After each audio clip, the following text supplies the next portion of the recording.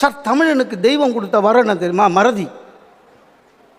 ஏதாவது கெட்டது நல்லா மறந்துடுவோம், இல்லைன்னா வாழவே முடியாது இந்த நாட்டில். இவன் விட மாட்டான். எங்கேயோ ஒரு இடத்துலங்க ஒரு அம்மா என்ன பண்ணிக்குது, அவங்க ஹஸ்பண்டோடைய ப்ராவிடென்ட் ஃபண்டு பிஎஃப் வரும்னு சொல்லிட்டு அம்மிக்கல்லை தலையில் போட்டுடுச்சு. அந்த ஆள் செத்து போயிட்டார். பேப்பரில் வந்தது, அது ஒரு பேப்பரில் வந்தது, 10 பேர் படித்தா மறந்துடுவான். இவன் விட மாட்டான். யார்? நம்ம சேனல்காரனுங்க. அவன் குற்றம் நடந்தது என்ன நடந்தா என்னடா, அதை ஏன் காட்டுற? என்ன ஆச்சு வீட்டில்? இப்படித்தான். அவர் முதலில் குழவியை எடுத்தார், வைத்து விட்டார். அப்புறம் அம்மியையே எடுத்தார், தலையில் போட்டார்.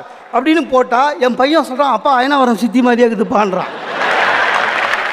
என் ஒய்ஃப் அதை உத்து பார்க்குறேன், எனக்கு பயமாக இருக்குது. ஏன்னா எனக்கும் ப்ராவிடென்ட் ஃபண்ட் இருக்குது, பிஎஃப் இருக்குது, என் வீட்லேயும் அம்மிக்கல் இருக்குது. இப்படியாடா பயமுறுத்துவீங்க? திருமணம் நாங்கள் பார்த்துக்குறோம், நீ உடன்டா. உங்கள் மனசுக்கு ஏற்ற மாதிரி, உங்களுக்கு ஏற்ற மாதிரி பெண்ணை நான் காட்டுறேன். எப்படா காட்டுவேன்?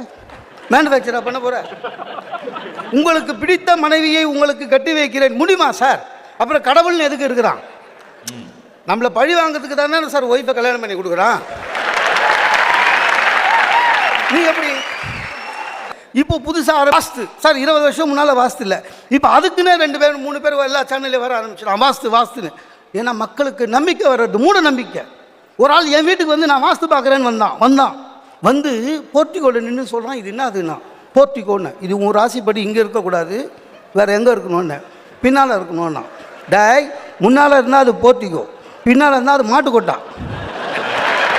உள்ளே வந்து சார் இதை மாற்று அதை மாற்று, இது குரு மூளை, இது குபேர மூளை, எல்லாத்தையும் மாற்றுன்னு அவன் மாற்றுன்னு சொல்லாதது என் ஒய்ஃபை மட்டும்தாங்க.